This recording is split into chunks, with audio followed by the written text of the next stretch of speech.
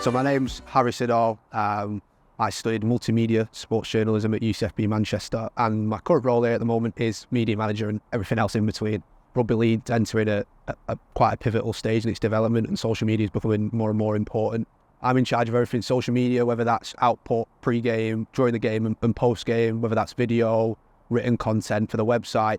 I do a bit of videography as well, but also I deal with the press and any press requests for interviews with the players or to gain accreditation of the games. Working at a Super League club is pretty special, to be honest. You don't really realise the magnitude of it until you're actually involved in these big events. Post an event, you have to sit down and reflect on actually how far you've come. I've been working on some massive events in some brilliant stadiums, meeting some incredible people. And I think the experiences that you gain in sport and working in sport completely trumps any other profession, especially if you're a massive enthusiast about sport like me. I was part of a cohort in multimedia sports journalism that has turned out to be really, really successful.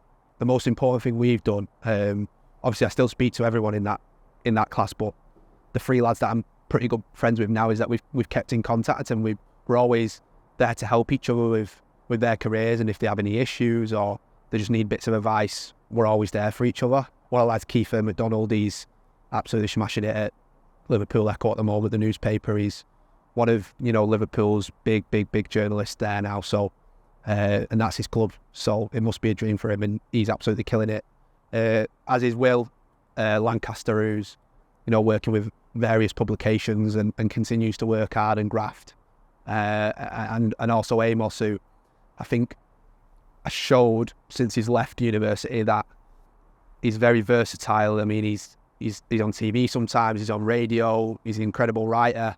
Sometimes I struggle to keep up with what he's doing. But yeah, all three of them, and I'm sure the rest of them are smashing it as well. But to see a group of people all succeed in a field after going on a course together and still being friends afterwards, can't ask for much more, really, can you? For me, what makes UCFB stand out is the people that you meet through your degree. I remember coming in on one of my first ever weeks there, and someone said to me, well, next week we're gonna have Roy Keane in for a bit of a Q&A, and you can sit down and ask him questions about stuff. And it's like, oh, and then all of a sudden you've got Mike Tyler in, and I think the people that UCFB bring in and give students access to is unlike any other university. I think there's elements of UCFB's course that you only know because the people who have been involved and teach you it have been involved in that sport, if that makes sense. So especially Cole, I had a bit of a situation where I needed some advice on something, and I rung him and he taught me through a bit of advice. So what more can you ask for? I'd left, I'd called him again, and he'd give me a brilliant bit of advice, and he's always touching base with me, whether it's on LinkedIn or through social media. So, the lecturers genuinely care about where you end up. So from a university that has so many people come through the doors every day, you can't ask for much more than that, really. I think rugby league's probably one of the most accessible sports across the entire world. So you've got a much better opportunity to hone different skills. No day's the same.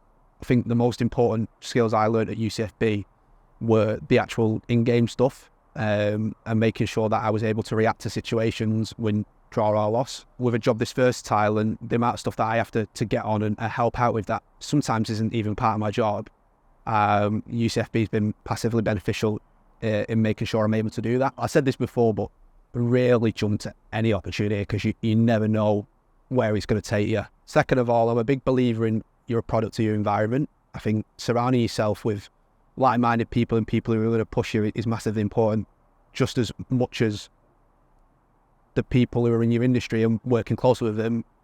The events manager here, Marcel, I never knew how much I needed her for stuff, even in a role that's nothing to do with her.